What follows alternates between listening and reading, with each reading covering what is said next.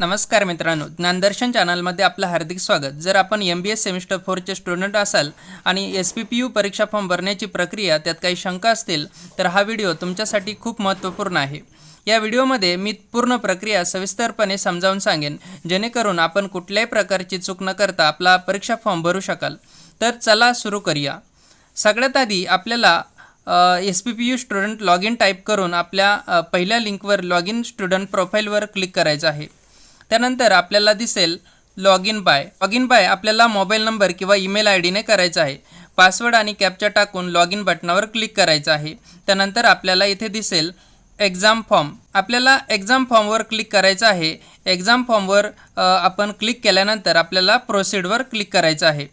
त्यानंतर आपल्याला दिसेल first year arts, science, commerce, law, graduation student आणि सेकंड ऑप्शन आहे other than first year non engineering and all engineering student, please select this option. तर other दॅनवर आपल्याला click करायचं आहे। त्यानंतर क्रिएट न्यू ॲप्लिकेशनवर क्लिक करायचं आहे। आपल्याला अशी आपली प्रोफाईल दिसेल। नंतर खाली आपल्याला नेक्स्टवर क्लिक करायचं आहे। आपण नेक्स्टवर क्लिक केल्यानंतर आपला एग्जाम फॉर्म आपल्याला दिसेल।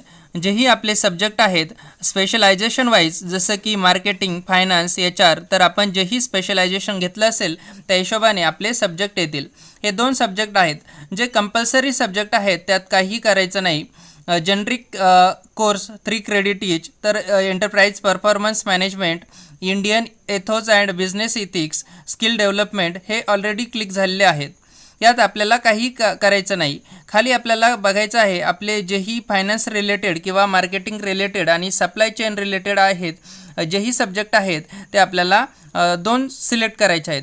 आपण जेही आपले 2 स्पेशल सब्जेक्ट सिलेक्ट केले तर आपल्याला खाली दिसेल generic elective university level GEUL, इथे आपल्याला आपले सब्जेक्ट दिसतील। तर आपल्याला ते 2 सब्जेक्ट सिलेक्ट करायचे आहेत।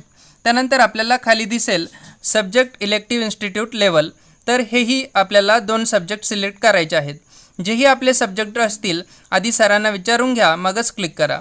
2 सब्जेक्ट आपण क्लिक कराल तर आपल्याला असा इंटरफेस दिसेल। Select any soft skill development subject, आपल्याला एक सॉफ्ट स्किल डेव्हलपमेंट सब्जेक्ट करायचा आहे। एक सिलेक्ट केल्यानंतर आपल्याला खाली दिसेल आपली जीही फॉर्म फी असेल जनरेट झालेली दिसेल। आपल्याला सब्जेक्टच्या हिशोबाने आणि कोणाचा बॅकलॉग असेल तर तसे सब्जेक्ट येऊन जातील आणि त्याप्रमाणे फी वाढू शकते। तर त्यानंतर आपल्याला प्रिव्ह्यूवर क्लिक करायचं आहे। आधी बघायचं आहे आपण कोणते सब्जेक्ट सिलेक्ट केले आहेत ते बरोबर आहेत की नाही। बरोबर असतील तर प्रोसीडवर क्लिक करायचं आहे, नसतील तर परत मागे जाऊन आपला सब्जेक्ट सिलेक्ट करायचे आहेत। परत आपले सब्जेक्ट फिल केल्यानंतर आय हॅव रीड चेकबॉक्सवर आपल्याला क्लिक करायचं आहे आणि सबमिटवर क्लिक करायचं आहे आणि प्रिंट काढायचे आहे। मित्रांनो, व्हिडिओ आवडला असेल तर व्हिडिओला लाईक करा, शेअर करा, कमेंट करा आणि ज्ञानदर्शन चॅनलला सबस्क्राईब करा। धन्यवाद, थँक्यू।